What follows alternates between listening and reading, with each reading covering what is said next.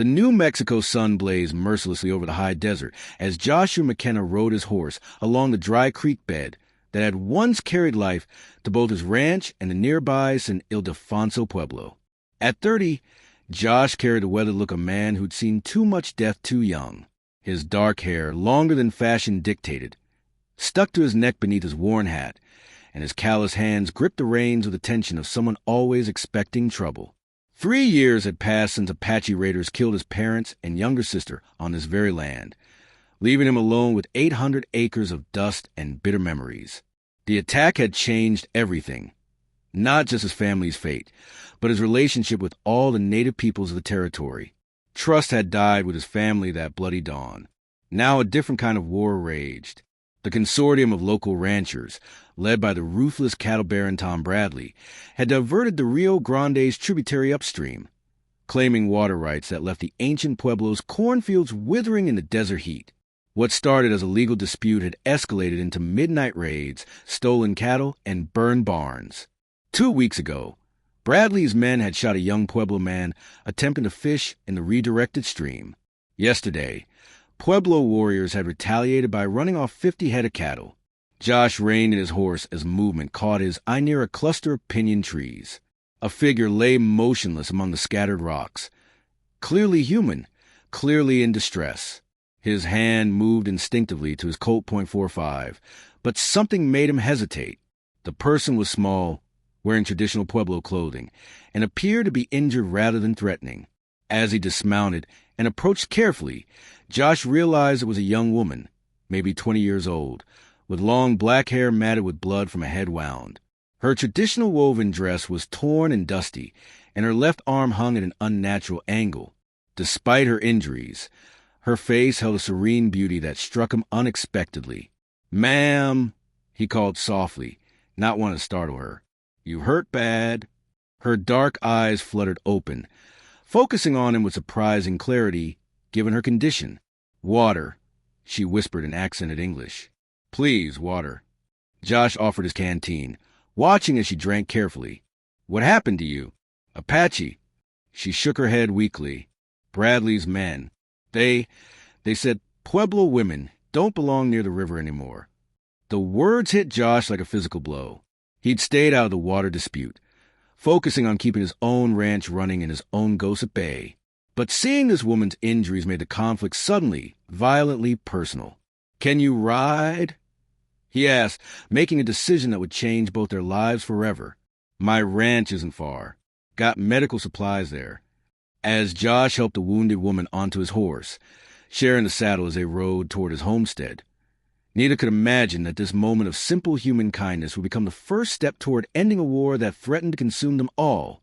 Josh's ranch house appeared through the desert haze, a sturdy adobe structure his father had built with thick walls designed to withstand both the brutal summer heat and potential attacks.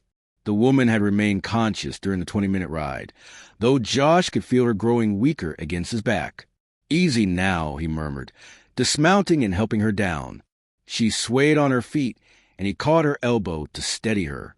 "Let's get you inside and cleaned up." The interior was spartanly furnished but clean. Heavy wooden furniture, Native American rugs his mother had traded for years ago, and a stone fireplace that dominated one wall. Josh guided his unexpected guest to the kitchen table, then retrieved medical supplies from a cabinet his mother had always kept well-stocked. "This might sting," he warned, cleaning the head wound with whiskey. The woman bit her lip, but didn't cry out, impressing him with her stoicism. Her arm wasn't broken, just badly bruised and scraped. "I'm Josh McKenna," he said as he worked. "This is my family's ranch. What's your name?" "Paloma," she replied quietly. "Paloma Hernandez." She used the Spanish surname many Pueblo people had adopted for dealing with American authorities, though Josh suspected it wasn't her birth name. "Paloma, that's dove in Spanish, isn't it?" Josh asked, wrapping her arm in clean cloth. A ghost of a smile crossed her face. "My grandmother named me. She said I would bring peace wherever I went." Josh's expression darkened. "Don't see much peace around here lately. Nothing but violence and water wars." Paloma studied his face carefully, noting the pain that flickered in his eyes when he mentioned violence. "You've lost family to war," she said softly. It wasn't a question. Josh's hand stilled on the bandage. Apache raiders. 3 years ago. Parents and my sister Emma. She was only 16. I'm sorry, Paloma said simply. Violence takes the innocent first. Something in her tone made Josh look up sharply. You sound like you know something about that. My people have lived in this valley for 700 years. We've seen many wars come and go. Violence only creates more violence, like ripples in still water. She winced as he tightened the bandage. But sometimes it takes great courage to choose peace instead. Josh finished, tending her injuries in thoughtful silence. This woman, this dove, spoke with a wisdom that seemed far older than her years. Outside, the desert wind howled through the eaves, but inside the adobe walls, an unexpected calm had settled over the small kitchen. You can rest in the spare room tonight, Josh said finally. Tomorrow we'll figure out how to get you home safely. Paloma nodded gratefully, then hesitated. Josh McKenna, why did you help me? After what my people and yours have done to each other. Josh was quiet for a long moment, staring out the window at the endless expanse of high desert. Because somebody's got to start somewhere. Might as well be here. Dawn brought an unwelcome sight. Dust clouds on the horizon announcing multiple riders approaching fast. Josh grabbed his rifle and stepped onto the porch, Paloma beside him despite her injuries. Through his spyglass, he counted 8 horsemen bearing down on his ranch with the purposeful speed of men on a mission. Pueblo warriors. Paloma identified grimly. My father's men. Your father? Josh lowered the spyglass, studying her face with new understanding. Chief Antonio Hernandez of San Ildefonso Pueblo, she confirmed. I am his eldest daughter. The revelation hit Josh like a thunderbolt. He'd been harboring the daughter of the Pueblo's leader, the very man whose people were locked in an escalating war with the local ranchers. Before he could fully process the implications, the riders were in his yard, 8 stern-faced warriors armed with both traditional weapons and modern rifles.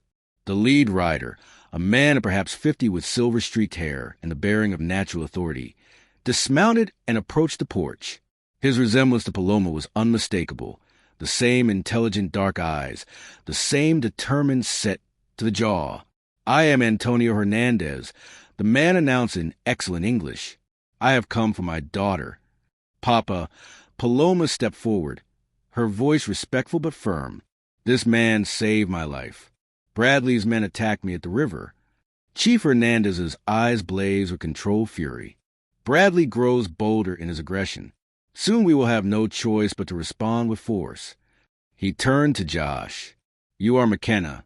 Your family was killed by Apache. That's right, Josh replied carefully, his rifle still in hand but not directly threatening. Yet you aided a Pueblo woman. Why? Josh met the chief's steady gaze. Because she needed help. Because I'm tired of all the killing and dying in this valley. Chief Hernandez studied him for a long moment, then looked at his daughter. Something passed between them, a communication that went beyond words. Finally, the chief spoke again. McKenna, you may not realize it, but you have created an opportunity. My daughter is not just any woman. She is my heir, trained in the old ways of diplomacy and peacemaking. Among our people, marriages have often sealed alliances between former enemies. Josh felt his blood run cold. What are you suggesting? A proposal that could end this water war before more blood is shed. Marry my daughter. Create a bond between your people and mine that even Tom Bradley cannot break. The silence stretched taut as desert air. Paloma watched Josh's face carefully, seeing the shock and confusion there. This was moving far faster than anyone had expected. With respect, Chief, Josh said slowly, marriage is a serious matter. Your daughter and I barely know each other. And yet, Chief Hernandez replied, she speaks of you with respect, and you have shown honor in protecting her. In our tradition, respect and honor are stronger foundations than passion alone. Josh looked at Paloma, who met his gaze steadily. What do you think about this? He asked her directly. I think, she said carefully, that my grandmother always said the spirits guide us to the places we need to be, even when we cannot see the path clearly. The chief smiled slightly. Paloma has always been wise beyond her years. Will you consider our proposal, McKenna? Chief Hernandez dismounted fully and gestured for his warriors to remain back, demonstrating his peaceful intentions. Josh lowered his rifle, but kept it close as the three of them moved to the porch to continue their unprecedented negotiation. Let me understand this correctly, Josh said, settling into a wooden chair his father had crafted. You're proposing marriage between your daughter and me as a way to end the water dispute? Not just end it, Chief Hernandez clarified, but create a lasting alliance. For generations, my people have made peace through marriage bonds. When families unite, their interests become shared interests. Paloma spoke up quietly. Papa, you should tell him about the full proposal. The chief nodded. Very well. Here are the terms I envision. You marry Paloma in both our traditions, a Christian ceremony to satisfy American law, and a traditional Pueblo ceremony to honor our customs.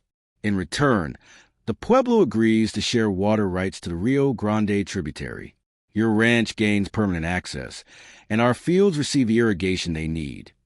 And Bradley, Josh asked, he's not going to like losing his monopoly on the water. Bradley has no legal right to that water, Chief Hernandez said firmly.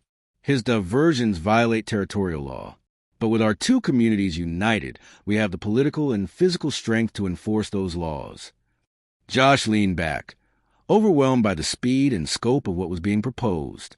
This is moving awful fast. Yesterday, I was a bachelor rancher trying to mind his own business. Today, you're asking me to become part of a political alliance. Sometimes history moves quickly, Paloma said softly. The question is whether we move with it or get swept away by it. Her words carried a weight that made Josh study her more carefully. Despite her youth, there was something almost prophetic about her manner of speaking. What would you get out of this arrangement? Josh asked her directly. Seems like you're being traded away to solve your father's problems. Paloma's eyes flashed with spirit. I am not being traded, Josh McKenna. This is my choice, too. I have seen what the water war is doing to both our peoples. Children hungry because crops fail, young men die in raids, families torn apart by hatred. If my marriage can stop that suffering, then it serves a purpose greater than my personal desires. And what are your personal desires? Josh pressed. Paloma was quiet for a moment, gazing out at the desert landscape. I want to learn. I want to build bridges between worlds that seem determined to destroy each other. I want to honor my grandmother's prophecy that I would bring peace. She looked at him directly. I cannot do those things alone. Chief Hernandez watched this exchange with evident approval. My daughter has been trained in the arts of diplomacy since childhood. She speaks 4 languages, understands both Pueblo and American law, and has a gift for finding common ground between opposing sides. She would not be just a wife, McKenna. She would be a partner. The weight of decision settled heavily on Josh's shoulders. Through the kitchen window, he could see the dry creek bed that had once brought life to this land. In the distance, smoke rose from cooking fires in Pueblo, where families struggled to maintain their traditional way of life despite dwindling water supplies. How long do I have to decide? He asked finally. Bradley plans to expand his diversions next week. Chief Hernandez replied. After that, we may have no choice but war. Time is not our ally. Josh looked at Paloma again, this young woman whose very name meant peace. And you're truly willing to marry a stranger to stop a war? Are you? She countered quietly. After Chief Hernandez and his warriors departed, promising to return in 2 days for Josh's answer, an uncomfortable silence settled over the ranch. Paloma insisted on helping with evening chores despite her injuries, and Josh found himself watching her move around his property with surprising familiarity.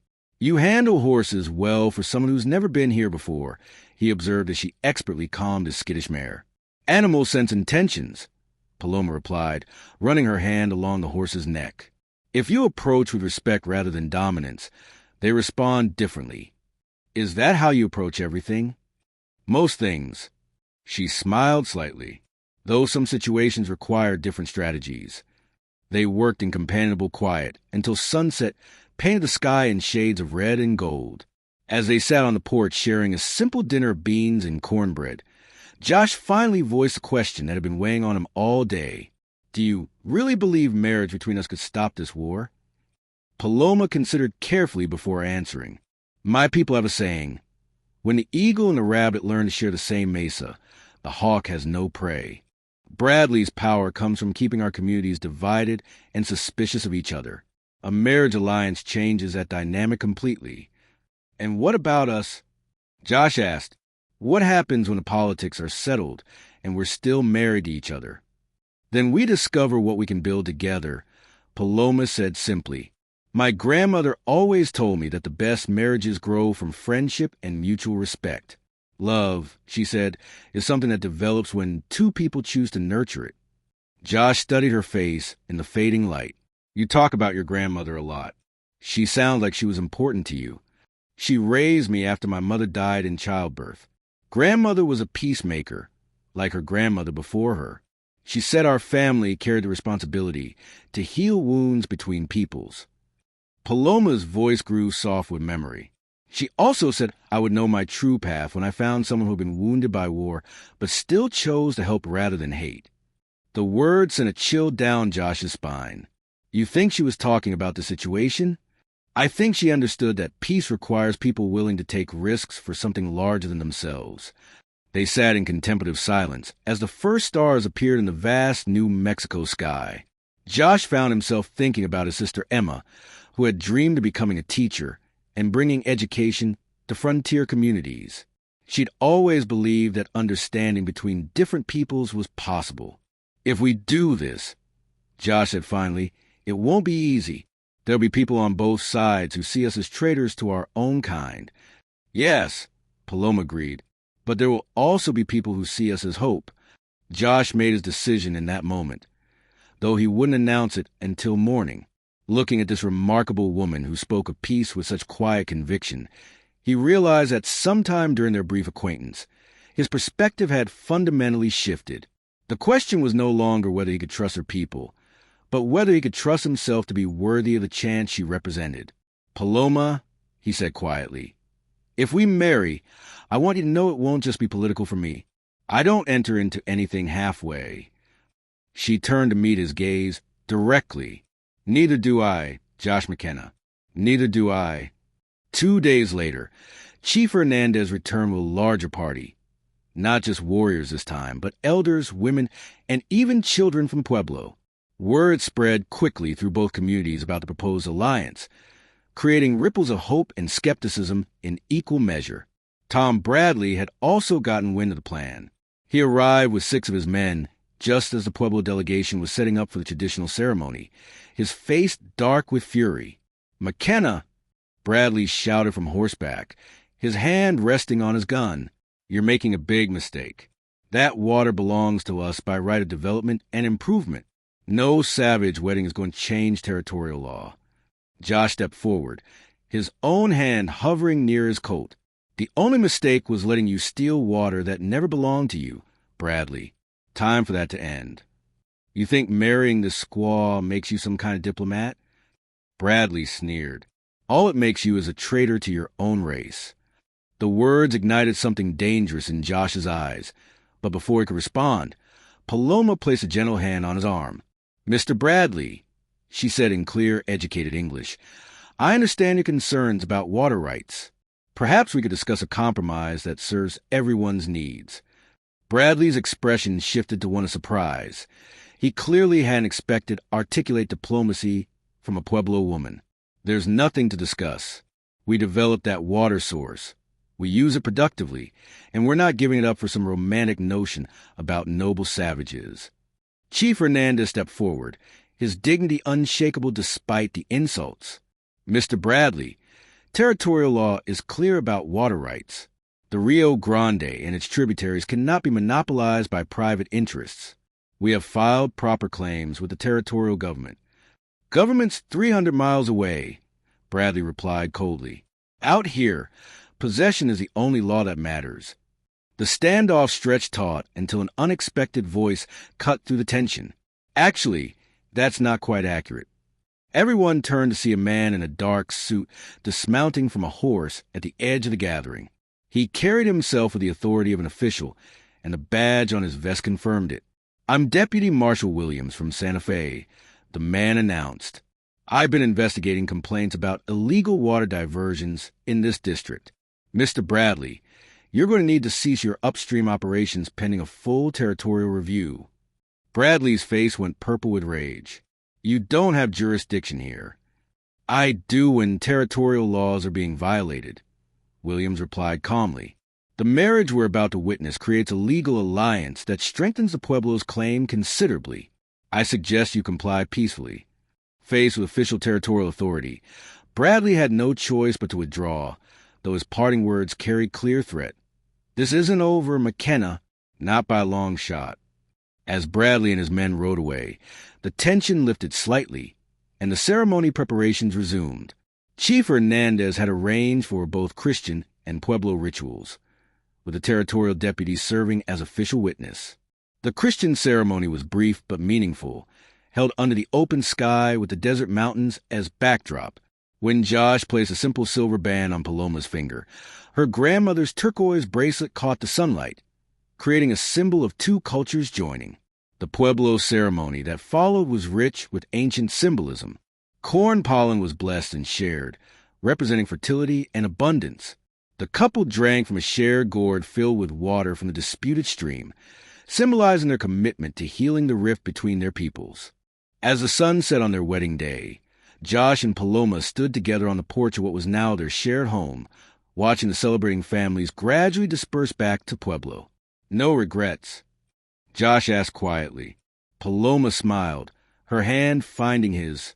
My grandmother used to say that regret comes from choosing safety over purpose. Today we chose purpose. And tomorrow? Tomorrow we start learning what peace actually looks like.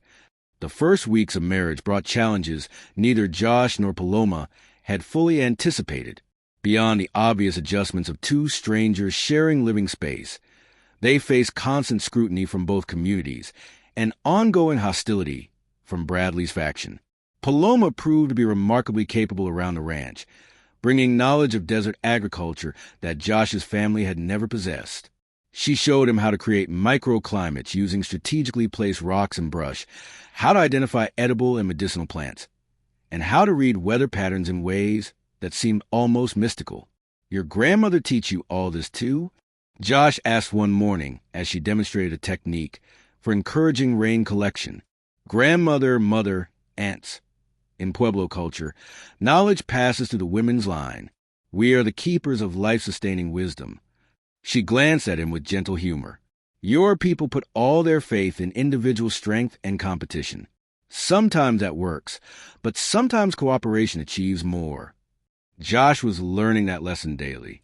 When Paloma suggested they invite families from both communities to help prepare the irrigation channels, he was skeptical.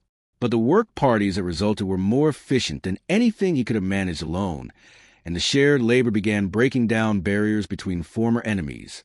The breakthrough came when young Tommy Bradley, Tom's 16-year-old nephew, was thrown from his horse during a flash flood and swept downstream toward dangerous rapids.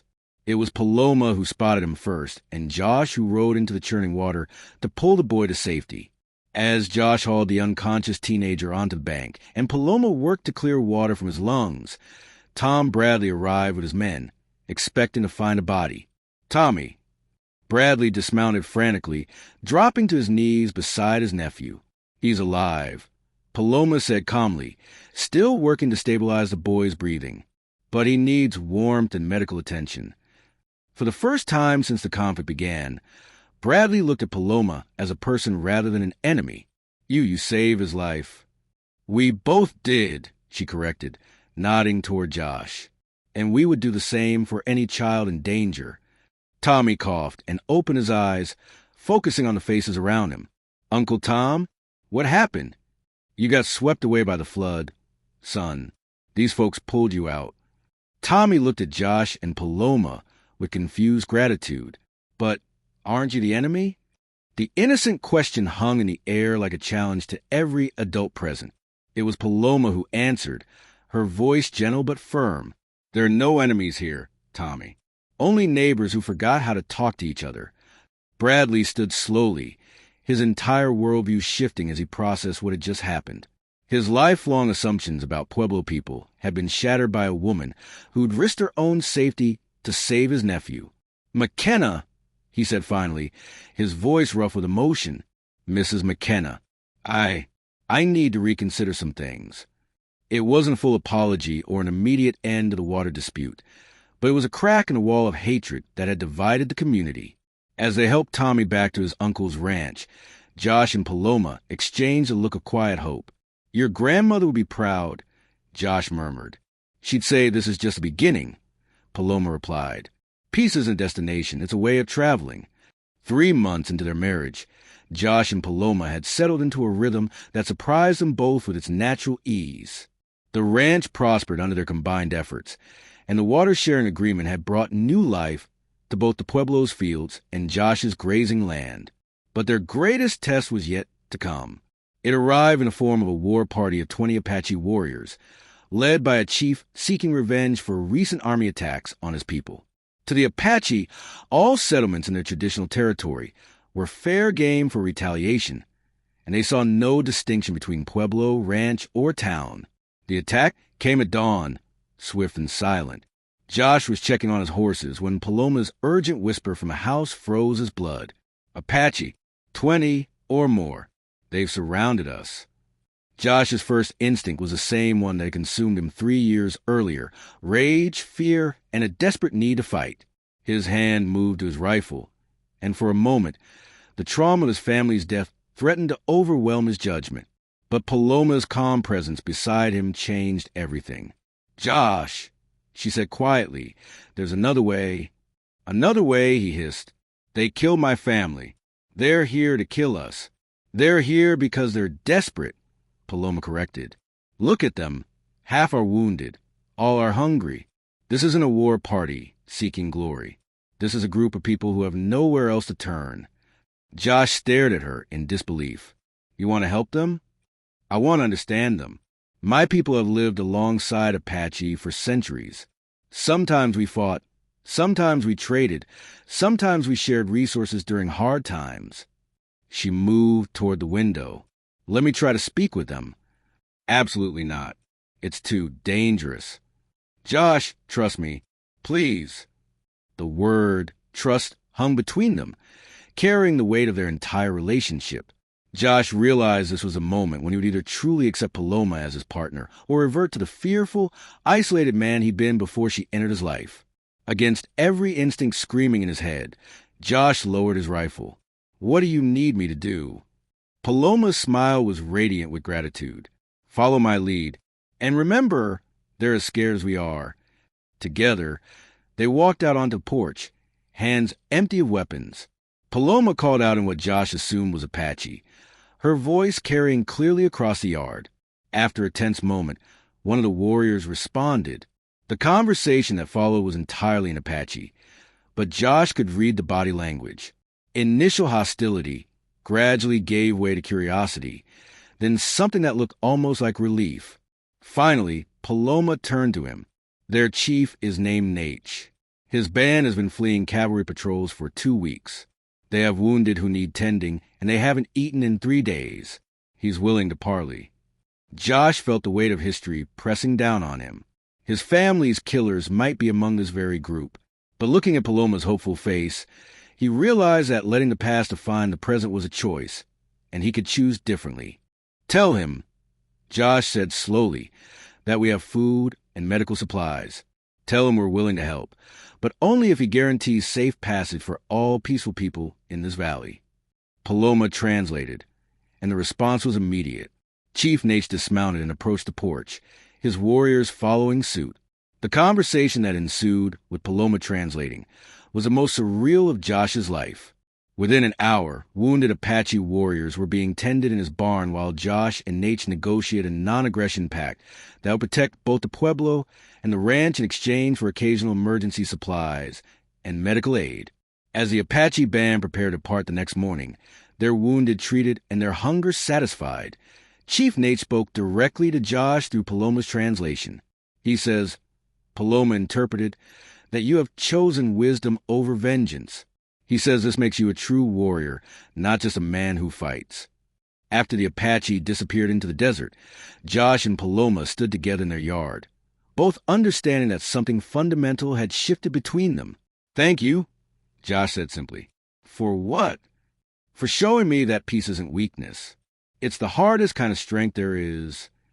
By their 6th month of marriage, Josh and Paloma's alliance had transformed the entire valley. The water-sharing agreement had stabilized agriculture for both communities. Bradley had grudgingly accepted the new arrangement after his nephew's rescue, and word of their innovative diplomacy had spread throughout the territory. Their success had also brought unexpected challenges. Territorial officials wanted to replicate their model in other troubled areas, while neighboring Pueblos sought similar alliances. Josh found himself reluctantly thrust into a position of regional influence he'd never sought. "Sometimes I wonder if we've bitten off more than we can chew," he confided to Paloma one evening as they reviewed requests for mediation from 3 different communities. "My grandmother used to say that when the spirits give you a gift, you have a responsibility to use it wisely," Paloma replied, organizing the correspondence with characteristic efficiency. "Our marriage has become something larger than either of us anticipated. And how do you feel about that?" Paloma was quiet for a moment, gazing out at the thriving fields that surrounded their ranch house. "I feel like we're living the life I was meant for, even though I never could have imagined the specific details." Their conversation was interrupted by the arrival of an official territorial courier bearing an unprecedented invitation. The governor of New Mexico Territory was requesting their presence in Santa Fe to discuss establishing a formal diplomatic protocol for resolving conflicts between American settlers and indigenous peoples. "This is remarkable," Josh said, reading the official letter. "They want to make our approach into territorial policy." "It's also dangerous," Paloma warned. "There are powerful people who profit from conflict and division. Making peace too successful threatens their interests." Her words proved prophetic. Within days of accepting the governor's invitation, they began receiving threats from unnamed sources. Someone shot out their kitchen window during the night, and Josh found signs that their horses had been deliberately spooked in an attempt to cause injury. The most serious threat came in the form of a formal challenge. Tom Bradley's brother Carl, newly arrived from Texas with a reputation as a gunfighter, publicly accused Josh of treason and demanded satisfaction through a traditional duel. "You can't seriously be considering this," Paloma said when Josh explained the situation. "I don't have much choice. If I refuse, it'll be seen as cowardice, and everything we built here will collapse. People need to believe in the strength of what we represent. And if you accept and get killed, what happens to everything we built then?" Josh had no answer for that. The duel was scheduled for dawn 3 days hence, and he spent the intervening time putting his affairs in order and trying to prepare Paloma for the possibility of widowhood. But Paloma had her own plans. On the morning of the duel, as Josh prepared to face Carl Bradley in the town square, he found Paloma missing from their ranch. A hastily scrawled note explained that she had gone to attempt one final diplomatic solution, but it provided no details about her plan. Josh arrived at the designated dueling ground to find a crowd gathered, not just locals, but representatives from multiple Pueblos, territorial officials, and even some Apache observers. What should have been a simple confrontation between 2 men had become a public spectacle with far-reaching implications. Carl Bradley stood ready, his reputation as a fast gun evident in his confident stance. "You ready to die for your Indian wife, McKenna?" Before Josh could respond, a commotion at the edge of the crowd announced new arrivals. Paloma appeared, flanked by Chief Hernandez, Deputy Marshal Williams, and most surprisingly, Chief Nature of the Apache band they had aided months earlier. "Stop this madness," Paloma called out, striding into the center of the square with authority that commanded attention. "Carl Bradley, you claim my husband is a traitor to his own people. I call you to prove that claim before witnesses who represent all the peoples of this territory." Carl sneered. "I don't need to prove anything to a squaw." "Then prove it to me," said Deputy Marshal Williams, stepping forward. "Mrs. McKenna has requested a formal territorial hearing on the charges you've leveled. As a federal officer, I'm obligated to investigate accusations of treason." The crowd murmured with interest. This was an unexpected development that transformed the situation from a personal duel into a legal proceeding. Furthermore, Chief Hernandez added, "If Mr. Bradley wishes to challenge the legitimacy of our alliance, let him face the evidence of its success. Our combined communities have seen the end of violence, the restoration of agricultural prosperity, and the establishment of trade relationships that benefit everyone." Chief Nate spoke in Apache, which Paloma translated. Chief Nate says that Josh McKenna showed true courage by choosing peace over vengeance. He says any man who calls this treason understands neither courage nor loyalty.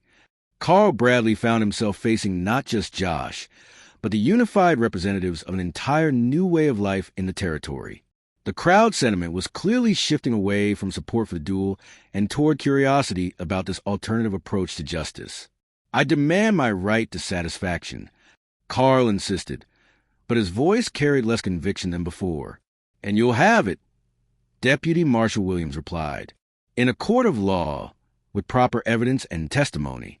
The territorial government is very interested in determining whether the McKenna-Hernandez alliance represents legitimate diplomacy or treasonous collaboration with hostile forces. Faced with official legal scrutiny rather than a simple gunfight, Carl Bradley's supporters began to melt away. The prospect of having their own activities examined by territorial authorities was clearly unappealing to several members of the crowd. As the formal duel dissolved into arrangements for a legal hearing, Josh realized that Paloma had not just saved his life. She had transformed their personal conflict into an opportunity to legitimize their entire approach to intercommunity relations. "How did you know that would work?" he asked her as they rode home together. "I didn't," she admitted. "But I knew that our work was too important to risk on one man's pride and another man's gun skills. Sometimes the greatest courage is refusing to fight on your enemy's terms." 6 months later, Josh and Paloma sat on the porch of their expanded ranch house, reading the official territorial proclamation that established the McKenna-Hernandez Protocol as the standard approach for resolving conflicts between settler and indigenous communities throughout New Mexico territory. The legal hearing had vindicated their alliance completely, with testimony from multiple communities demonstrating the practical benefits of their diplomatic approach. Carl Bradley had been charged with inciting violence and left the territory in disgrace, while his brother Tom had become an unlikely ally in implementing the new protocols. "Hard to believe it all started with me finding you injured by those rocks," Josh mused, watching the sunset over fields that now supported both Pueblo corn and his cattle in carefully planned rotation. "Grandmother would say it started long before that," Paloma replied, her hand resting on her growing belly. Their first child was due in early spring, a symbol of a new future they were building together. She believed all events are connected, like a great weaving that reveals its pattern only when seen from a distance. Their peaceful evening was interrupted by the arrival of a familiar rider, Deputy Marshal Williams, but this time carrying news rather than warrants. "Congratulations," he said, dismounting with a grin. "The governor wants to offer you both positions as official territorial mediators. Full government backing, significant salary, and the authority to negotiate binding agreements between communities." Josh and Paloma exchanged glances. The offer represented recognition and security beyond their wildest dreams, but also meant leaving the ranch that had become the foundation of their new life. What would that involve exactly? Paloma asked. "Travel throughout the territory, establishing peaceful relationships between settler and native communities, training local officials in your methods. Essentially, you'd be ambassadors for this new way of handling frontier conflicts. And our ranch," Josh wondered, "would become a training center and demonstration site. Other couples, other communities could come here to learn how you've made this work." Josh looked at Paloma, seeing his own mixed feelings reflected in her face. The opportunity was extraordinary, but the life they built here was precious. "We'll need time to consider," Paloma said diplomatically. After Williams departed, they sat in comfortable silence as darkness settled over the valley. In the distance, lights twinkled from both the Pueblo and various ranch houses, communities that had learned to coexist and support each other. "What do you think your grandmother would advise?" Josh asked finally. Paloma smiled, placing his hand on her belly where their child moved restlessly. "She'd say that when you've been given the gift of creating peace, You have an obligation to share that gift as widely as possible.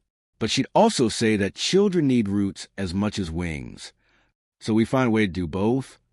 We find a way to do both, Paloma agreed. Accept the positions, but insist on spending half our time here, training others to carry on this work. Create something that can grow beyond just the two of us. Josh nodded, understanding that this was how real change happened. Not through grand gestures or individual heroics, but through patient work that created systems and relationships capable of sustaining themselves. As they prepared for bed, Josh reflected on how completely his life had transformed.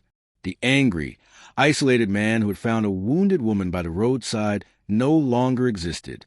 In his place was someone who understood that true strength came from building connections rather than walls. "Any regrets?" he asked Paloma, echoing the question from their wedding night. "Only that my grandmother isn't here to see her great-grandchild born into a world where peace between peoples is possible," Paloma replied. "But I think she knew this would happen. She always said I would find my purpose when I met someone who had been broken by war but chose healing instead of hatred." Outside their window, the New Mexico desert stretched endlessly under a canopy of stars, the same landscape that had witnessed centuries of conflict between different peoples. But now it also witnessed something new. Proof that enemies could become family, that understanding could replace fear, and that sometimes the most unlikely marriages create the strongest foundations for peace. Their story would be told and retold throughout the territory, inspiring other communities to seek diplomatic solutions to their conflicts. Children would grow up hearing about the rancher who married a Pueblo chief's daughter and ended a war, but more importantly, they would grow up in a world where such alliances were seen as normal rather than extraordinary. Josh and Paloma had kept the promise implicit in her name. They had brought peace to their corner of the world, one conversation, one act of kindness, and one choice at a time. Their greatest victory was not any single dramatic moment, but the quiet revolution of proving that people who seemed destined to be enemies could instead become partners in building something better. As sleep claimed them, their unborn child moved gently between them, already a citizen of the new world their courage had helped create.